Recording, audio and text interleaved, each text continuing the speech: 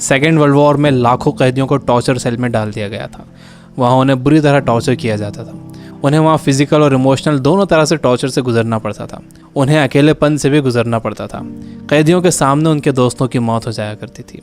उन्हें अपने दोस्तों और रिश्तेदारों को मरता हुआ देखना पड़ता था। ऐसे में कैदियों को ये लगने लगा था कि उनका भी मरना अब पक्का है।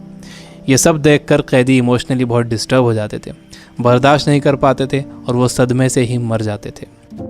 सेकेंड वर्ल्ड वॉर में कैदियों को रखने के लिए कई कैंप्स बनाए गए थे। उन्हीं कैंप्स में से एक कैंप में बंद थे साइकोलॉजिस्ट डॉक्टर विक्टर फ्रैंकल।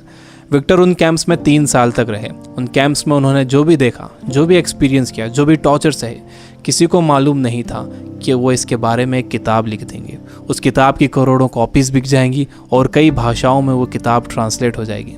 उन्होंने किताब लिखी जिसका नाम था मैन सर्च फॉर मीनिंग। अभी जो कोरोना क्राइसिस चल रही है, आप घरों में बंद हो, बोर हो रहे हो, अच्छा नहीं लग रहा है, तकलीफ़ हो रही है, तो आप अपनी इस तकलीफ़ को ज़रा इन टॉर्चर सेल्स के फ़ोटोज़ से एक बार कंपेयर ज़रूर करना।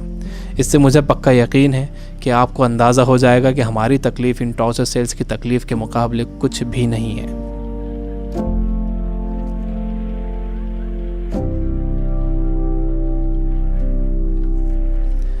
जब विक्टर को इन कैंप्स में डाला गया तो उनके साथ उनकी फैमिली भी थी, लेकिन सब के सब धीरे धीरे मरते गए। विक्टर एक इंसिडेंट बताते हैं। उनके साथ एक कैदी था। उसने फरवरी महीने के आखिर में एक सपना देखा। उसने विक्टर को बताया कि कल रात उसने एक सपना देखा था। सपने में एक आवाज़ गूंजी कि मुझसे जो पूछना है पूछो। तो मैंने उससे पूछा कि हम इस कैंप से बाहर कब निकलेंगे। तो उस आवाज़ ने कहा कि 30 मार्च को तुम लोग बाहर निकल जाओगे। इस सपने के बाद उस कैदी को पूरा यकीन हो गया था कि वो 30 मार्च को रिहा हो जाएगा। मार्च का महीना शुरू हो गया। वो एक एक दिन गिन रहा था। धीरे धीरे दिन निकलते गए। जब मार्च का महीना ख़त्म होने आया तो उस कैदी को ये दिखने लगा कि वो रिहा नहीं हो सकेगा। 29 मार्च को वो बीमार पड़ गया और 30 मार्च को वो मर गया। ऊपरी तौर पर तो ये लग रहा था कि उस कैदी को कोई बीमारी हुई है जिससे वो मर गया, लेकिन विक्टर जानते थे कि वो कैदी किसी बीमारी से नहीं मरा था, बल्कि नाउम्मीदी से मरा था। उसके मरने की वजह थी उम्मीद का ख़त्म हो जाना, होप का ख़त्म हो जाना। Biggest lesson of this book, इंसान को तकलीफ़ें नहीं मारती हैं, इंसान को धोखा नहीं मारता है, इंसान को चैलेंजेस नहीं मारते हैं, इंसान को नाउम्मीदी मार देती है। जिस इंसान के अंदर आने वाले कल की कोई उम्मीद नहीं होती, कोई ख्वाब नहीं होता, वो इंसान भी नहीं रहता। विक्टर ने गौर किया कि कैंप में ज़्यादातर मौतें क्रिसमस और न्यू ईयर के बीच में हुई थी, क्योंकि लोगों को उम्मीद थी कि क्रिसमस आ रहा है, न्यू ईयर आ रहा है, हमें रिहा कर दिया जाएगा। लेकिन जब ऐसा नहीं हुआ तो उनकी उम्मीदें टूटी और वो मर गए। जब भी किसी इंसान की उम्मीदें ख़त्म होती हैं तो उसका इम्यून सिस्टम कमज़ोर हो जाता है, और जब किसी का इम्यून सिस्टम कमज़ोर हो जाता है तो वो किसी भी छोटी मोटी बीमारी से मर सकता है। यानी पहले उम्मीदें ख़त्म होती हैं, उससे इम्यून सिस्टम कमज़ोर होता है, उसके बाद वो बीमारी ताकतवर हो जाती है। दूसरी चीज़ विक्टर ये बताते हैं कि आपके पास ज़िंदा रहने के लिए एक बड़ा सपना होना चाहिए, एक लॉन्ग टर्म गोल होना चाहिए। जिसके पास आने वाले कल के लिए बहुत बड़ा ख्वाब है, उसके लिए आज की तकलीफ़ें, आज की प्रॉब्लम्स बहुत छोटी होती हैं। जब किसी का बिलीफ बड़ा होता है, किसी का कॉन्फिडेंस बड़ा होता है, किसी का सपना बड़ा होता है, किसी का कमिटमेंट बड़ा होता है, तो उसके सामने आने वाली क्राइसिस, प्रॉब्लम्स, तकलीफ़ें सब छोटी हो जाती हैं। हम कोरोना वायरस की क्राइसिस से घर में रहकर मुकाबला कर सकते हैं। आपको अपनी सुरक्षा करना है, लेकिन इससे घबराना नहीं है। आपको अपनी उम्मीद को ख़त्म नहीं होने देना है। विक्टर कहते हैं कि जब कोई प्रॉब्लम या बीमारी आती है तो आपकी बॉडी कमज़ोर पड़ जाती है, लेकिन आपका माइंड बहुत पावरफुल है। आपको इसे कमज़ोर नहीं पड़ने देना है। आप रोज़ टीवी देख रहे हो, आप बुरी न्यूज़ सुन रहे हो कि इतने मरे, इतने बचे, इतने सीरियस, यह आपको मेंटली वीक बना देगा।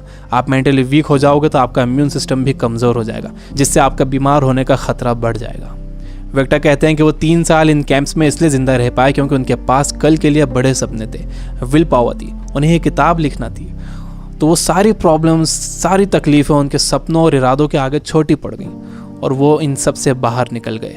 तीसरी चीज़ जो विक्टर ने ऑब्जर्व की थी वो ये कि जब इंसान के सामने कोई प्रॉब्लम आती है तो वो उसे कैसा मीनिंग देता है। वो उसे पॉजिटिव मीनिंग देता है या नेगेटिव मीनिंग देता है। जैसा भी आप उसे मीनिंग देते हो, ये मीनिंग ही उस प्रॉब्लम को आपके लिए मुश्किल या आसान बनाता है। आपका मीनिंग उस प्रॉब्लम को या तो और बढ़ा देगा या उसे ख़त्म कर देगा। फॉर एग्जाम्पल, आप कहीं जाने के लिए घर से बाहर निकलते हो और आप देखते हो कि आपकी गाड़ी का टायर पंचर है। अब आपको बहुत गुस्सा आ जाता है। आपको लगता है कि क्या इसे अभी पंचर होना था, या आप ही के साथ क्यों हुआ, पूरा मूड ख़राब हो गया। आपने इसे दे दिया नेगेटिव मीनिंग। आपके पास एक और ऑप्शन था।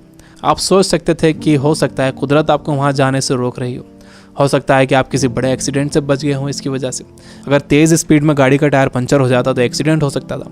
अच्छा हुआ कि निकलने से पहले ही आपको टायर पंचर मिला। ये है पॉजिटिव मीनिंग। इंसान यूजुअली नेगेटिव ही सोचता है और इस नेगेटिव सोचने की वजह से हम हर चीज़ का नेगेटिव साइड ही देखते हैं, उसका पॉजिटिव साइड नहीं देखते। जैसे कोरोना क्राइसिस में जितना टाइम आपने फैमिली को दिया है, क्या आपने कभी पहले इतना टाइम दिया है? मेरे कुछ दोस्त जो किताबों से बिल्कुल दूर थे, उन्होंने बुक्स पढ़ना शुरू कर दिए, वो रीडिंग हैबिट बना रहे हैं। अगर कोरोना क्राइसिस ना होता तो क्या ऐसा होता था? जितना मैं इन दिनों पढ़ रहा हूँ, पहले इतना कभी नहीं पढ़ता था। जितनी सफाई लोगों ने रखनी शुरू कर दी है, पहले कभी नहीं रखते थे। बार बार हाथ धो रहे हैं, अच्छी तरह हाथ धो रहे हैं, सोशल डिस्टेंस मेंटेन कर रहे हैं। किसी लाइन में लगे हुए हैं तो दूर दूर खड़े हो रहे हैं। आसमान साफ नज़र आ रहा है, हवा साफ हो गई है, समंदर का पानी साफ हो गया है। ऐसा लग रहा है कि नेचर ने जैसे रीसेट बटन दबा दिया। हमें ये पॉजिटिव साइड्स भी सोचना चाहिए। जब तक आपके पास नेगेटिव मीनिंग है, आप उस क्राइसिस से डील नहीं कर सकते। हर प्रॉब्लम उसके साथ एक इक्वल अपॉर्चुनिटी भी लेकर आती है। दुनिया जब से बनी है तब से अब तक उसमें प्रॉब्लम्स ही प्रॉब्लम्स है। अगर ये प्रॉब्लम्स नहीं होती तो हम यहाँ तक ग्रो नहीं कर पाते। सबसे लास्ट में विक्टर कहते हैं कि आपसे सब कुछ छीना जा सकता है, आपकी धन दौलत, घर, गाड़ी, बीवी, बच्चे, माँ बाप, दोस्त, सेहत, लेकिन एक चीज़ नहीं छीनी जा सकती, वो है आपकी पावर ऑफ डिसीजन। आपसे फैसला करने की ताकत कोई नहीं छीन सकता। अगर आप सिचुएशन से घबराकर फैसला करते हो तो वो सिचुएशन आप पर हावी हो जाएगी, लेकिन अगर आप सिचुएशन के हिसाब से खुद को बेहतर बनाते हो और डिसीजन खुद लेते हो तो आपकी ज़िंदगी बदल जाएगी। दुनिया में इससे पहले भी कई बीमारियां आई हैं जिससे करोड़ों लोगों की मौत हुई है। उसकी वजह ये थी कि लोग अवेयर नहीं थे, उनके पास इन्फॉर्मेशन नहीं थी, इन्फॉर्मेशन लेट पहुंचती थी, बीमारी से डील करने के साधन नहीं थे। लेकिन आज का वक्त सबसे अच्छा वक्त है। हमारे पास इन्फॉर्मेशन बहुत तेज़ी से पहुंचती है, हमारे पास साधन है। मुझे पूरा यकीन है कि आगे और भी अच्छा वक्त आने वाला है और मैं आपको उम्मीद दिलाता हूँ कि आगे सच में बहुत अच्छा वक्त आने वाला है। You guys are amazing. Keep reading, keep learning, keep growing. Thank you for watching.